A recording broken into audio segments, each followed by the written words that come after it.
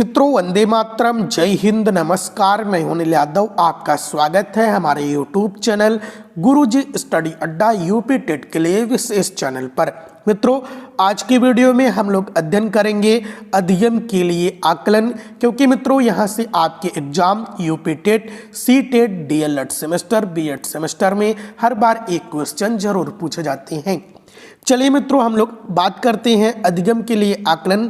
तो मित्रों ध्यान दीजिए, अधिगम के दौरान या अधिगम के पहले बालक का पूर्व ज्ञान, रुचि, मानसिक क्षमता, बौद्धिक क्षमता, ग्रहण शक्ति, कमियां, जरूरतों तथा आदि का आकलन कर लेना, ताकि बालक के अनुकूल शिक्षण विधि, पाठ्यक्रम, कक्षा का वातावरण आदि निर्मित किया जा सके, अधिगम के लिए आकलन कहलाएगा। चलिए मित्रों, हम यहाँ पर सबसे पहले बात करते हैं अधिगम किसे कहते हैं। तो मित्रों, सीखने या सिखाने की प्रक्रिया को अधिगम कहते हैं।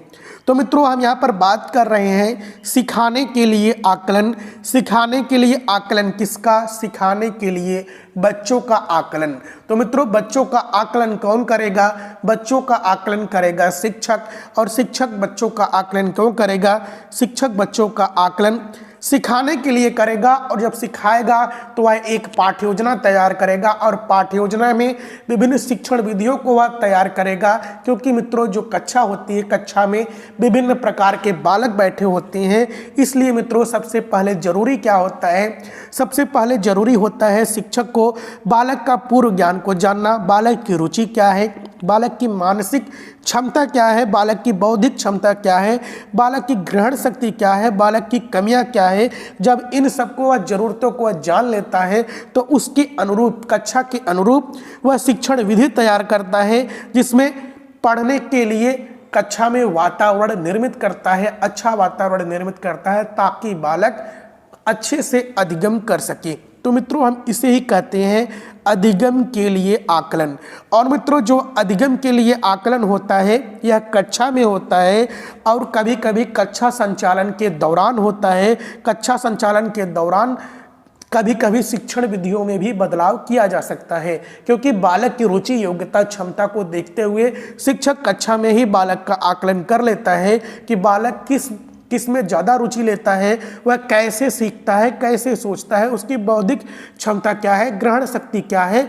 इन सब का आकलन क्या कहलाता है मित्रों? इन सब का आकलन अधिगम के लिए आकलन कहलाता है, और यह आकलन कक्षा में होता है।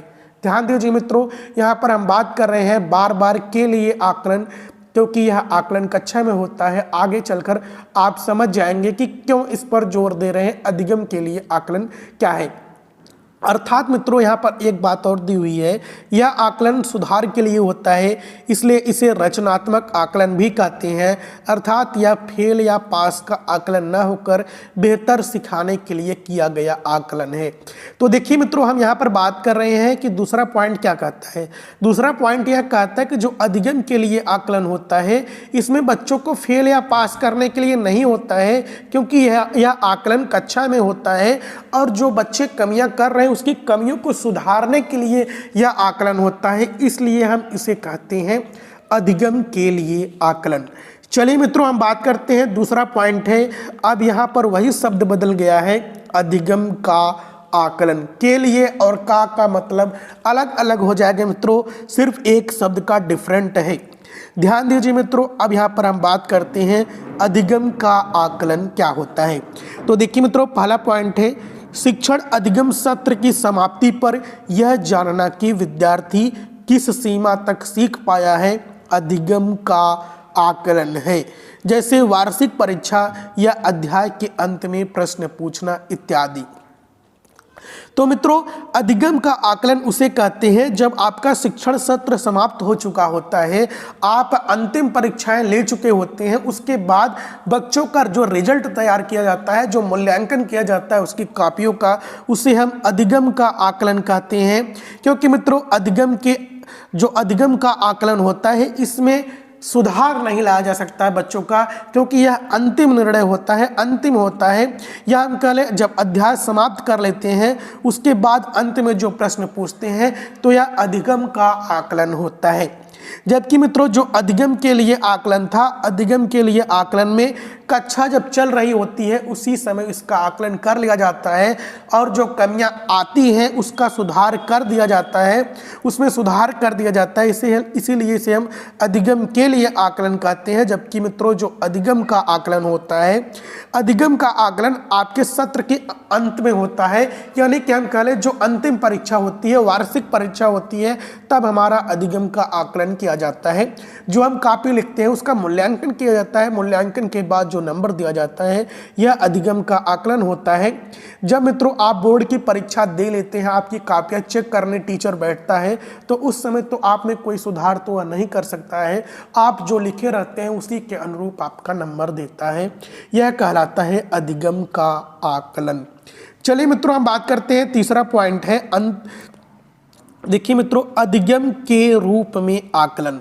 तो मित्रों अधिगम के रूप में आकलन थोड़ा सा डिफरेंट है। जब बालक खुद से खुद का आकलन करता है तो वह अधिगम के रूप में आकलन कहलाएगा। जैसे एक बालक का सवाल हल करते समय सूत्र की सही पहचान का आकलन। तो मित्रों अधिगम के रूप में आकलन हम उसे कहते हैं जब कोई बालक हो गया या बच्चा हो गया अपना खुद का आकलन खुद से करता है कि उसमें क्या कमियां हैं, क्या त्रुटियां हैं, क्या गलतियां हैं जो उसको दूर किया जाना चाहिए, इसे हम अधिगम के रूप में आकलन कहते हैं। जैसे कि मित्रों देखिए एक बालक है, वह सवाल को हल कर रहा होता है, लेकिन सवाल को हल कर रहा है लेकिन बार बार वह चेक कर रहा है कि वह सूत्र सही लगाया हुआ है कि नहीं। इसे हम क्या कहते हैं मित्रों, जो बालक है वह खुद का आकलन खुद से करता है, इसे हम अधिगम के रूप में आकलन कहते हैं। देखिए मित्रों अथवा हम कह लें एक और आपको यहाँ पर हम समझाते हैं उदाहरण है। एक बावर्ची का भोजन पकाते समय भोजन में नमक का स्तर जानना। जैसे कि मित्रों देखिए यह एक बावर्ची है और यह क्या कर रहा है, यह भोजन पका रहा है, या हम कह लें होटल में खाना बनाने वाला जो होता है उसे हम बावर्ची कहते हैं। यह खाना बना रहा है लेकिन खाना बनाते समय बीच बीच में वो खाने को चख ले रहा है कि इसमें नमक कहीं कम तो नहीं है, कहीं ज़्यादा तो नहीं है। यानी कि मित्रों जब बीच में खाना बनाते समय इसमें सुधार किया जा सकता है। इसे ही क्या कहते हैं, इसे ही कहते हैं अधिगम के रूप में आकलन। और मित्रों यदि जब खाना बन चुकेगा नमक ज़्यादा हो जाएगा तो उसमें क्या करेगा, तो वह उसमें कुछ नहीं कर सकता है। इसलिए मित्रों खुद का खुद से आकलन अधिगम के रूप में आकलन कहलाता है। अधिगम के दौरान ही यह आकलन किया जाता है। चलिए मित्रों हम बात करते हैं विद्यालय आधारित आकलन क्या है। ध्यान दीजिए मित्रों एनसीएफ 2005 ने स्व केंद्र परीक्षा प्रणाली तथा विद्यालय आधारित आकलन की सिफारिश की है, क्यों? ध्यान दीजिए मित्रों एनसीएफ 2005 ने स्व केंद्र परीक्षा प्रणाली यानी कि आपकी परीक्षा आपके ही केंद्र पर हो, इसके लिए उन्होंने सिफारिश की है। यह सिफारिश क्यों की है, तो ध्यान दीजिए मित्रों सतत आकलन सिर्फ विद्यालय में संभव है। देखिए मित्रों सतत आकलन किसे कहते हैं, जैसे कि साप्ताहिक टेस्ट हो गया, मासिक टेस्ट हो गया, त्रैमासिक टेस्ट हो गया, जो बच्चों से लगातार किया जाता है। यह आकलन कहाँ पर संभव होता है, यह आकलन सिर्फ विद्यालय में संभव होता है। बार बार हम सेंटर भेजकर अपने बच्चों को दूसरे विद्यालय में भेजकर उसका आकलन नहीं करवा सकते हैं। इसीलिए मित्रों इसे हम क्या कहते हैं, सतत आकलन कहते हैं। जो बच्चे खुद अपने कॉलेज में इसका साप्ताहिक टेस्ट होता है, मासिक टेस्ट होता है, त्रैमासिक टेस्ट होता है, इसे हम सतत आकलन कहते हैं, जो कि सिर्फ अपने ही विद्यालय में संभव होता है। देखिए मित्रों दूसरा पॉइंट है अधिगम के दौरान पाई गई कमियों का सुधार प्रतिपुष्टि देकर विद्यालय में ही किया जा सकता है। देखिए मित्रों जो हम आकलन करते हैं, जो हम मूल्यांकन करते हैं, जो सतत मूल्यांकन करते हैं, इसका कभी भी यह मतलब नहीं होता है कि बच्चों की कमियों को बताना, बल्कि उसकी कमियों में जो बच्चों में कमियां पाई गई हैं उसकी कमियों में सुधार करना मुख्य लक्ष्य होना चाहिए। और इस लक्ष्य को प्रतिपुष्टि देकर, बालक को फीडबैक देकर उसकी कमियों को धीरे धीरे सुधार कर इसे दूर किया जा सकता है। देखिए मित्रों तीसरा पॉइंट है खेल कूद मनोरंजन आदि शिक्षा के अभिन्न अंग हैं, जिनका वार्षिक परीक्षा में से कोई प्रश्न पत्र नहीं होता है, जिनका आकलन सिर्फ विद्यालय में हो सकता है। देखिए मित्रों बच्चों के लिए खेल कूद मनोरंजन आदि क्या है, यह मित्रों बच्चों का एक अभिन्न अंग है जिनका आकलन सिर्फ अपने ही विद्यालय में किया जाता है। कभी मित्रों खेल कूद मनोरंजन का कोई भी परीक्षा नहीं होती है, न ही इसका अंक पत्र तैयार किया जा सकता है। तो खेल कूद मनोरंजन इन सब को बेहतर रूप से कहाँ पर आयोजित किया जा सकता है, खुद के अपने ही विद्यालय में। देखिए मित्रों, बाह्य परीक्षकों की उपस्थिति में हुए आकलन में बालक डर जाते हैं। तो मित्रों यह क्या कहता है कि जो बच्चा यदि अपने ही केंद्र पर वार्षिक परीक्षा देगा तो वह उसे डर नहीं लगेगा, क्योंकि अपने ही शिक्षक होते हैं। वह सोचता है तो अपने ही शिक्षक है, चलिए कोई बात नहीं है, हम आराम से परीक्षा देते हैं। लेकिन मित्रों जब बच्चे की सेंटर दूसरे केंद्र पर जाती है तो बच्चे डर जाते हैं कि शिक्षक का व्यवहार कैसा होगा, कोई क्या कहेगा, क्या करूं क्या ना करूं। तो मित्रों यह होता है विद्यालय आधारित आकलन। चलिए मित्रों हम बात करते हैं, अंतिम पॉइंट है विद्यालय आधारित आकलन के प्रमुख बिंदु क्या है। तो विद्यालय आधारित आकलन के प्रमुख बिंदु है, देखिए मित्रों, सतत एवं व्यापक आकलन जो होता है ये दोनों होता है। सतत आकलन जो होता है मित्रों इसे हम धीरे धीरे आकलन कहते हैं।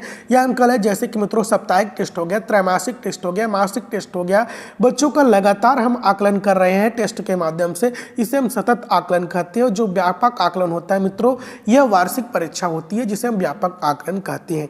निदानात्मक एवं उपचारात्मक आकलन, देखिए मित्रों निदानात्मक का मतलब क्या होता है, निदानात्मक का मतलब होता है डायग्नोस्टिक। जैसे कि मित्रों बच्चे की कमियों को जानना हम निदान कहते हैं। देखिए मित्रों कभी भी आप डॉक्टर के डिस्पेंसरी पर जाते हैं तो वहां पर लिखा होता है निदान केंद्र। निदान का मतलब होता है कि मित्रों क्या होता है कि बच्चों की कमियों को जानना। जब बालक की कमियों को आप जान जाएंगे फिर उसके बाद उपचार देना, इसे हम उपचारात्मक आकलन कहते हैं। कुछ भी होता है, डॉक्टर हो या चाहे शिक्षक हो, सबसे पहले बच्चे का निदान करता है, बच्चे की कमियों को जानता है, फिर उसके बाद उपचार दिया जाता है। तीसरा पॉइंट है मित्रों पोर्टफोलियो आकलन। पोर्टफोलियो के माध्यम से ही बालकों का आकलन किया जाता है। इसमें बालक का पूरा इतिहास लिखा होता है, उसकी जीवनी होती है, रोज के रोज का उसका विवरण होता है। इसको पढ़कर भी आप बच्चों का आकलन कर सकते हैं। और मित्रों अंतिम पॉइंट है घटनावृत्त या एनेक्डोटल रिकॉर्ड जो होता है, जो बालक के साथ विभिन्न घटनाएं रोज के रोज घटित होती हैं, इसको भी देखकर आप बच्चों का आकलन कर सकते हैं। तो मित्रों चैनल पर पहली बार आए हो तो सब्सक्राइब कीजिएगा, वीडियो अच्छा लगा हो तो लाइक कीजिएगा। जय हिंद, जय भारत, वंदे मातरम।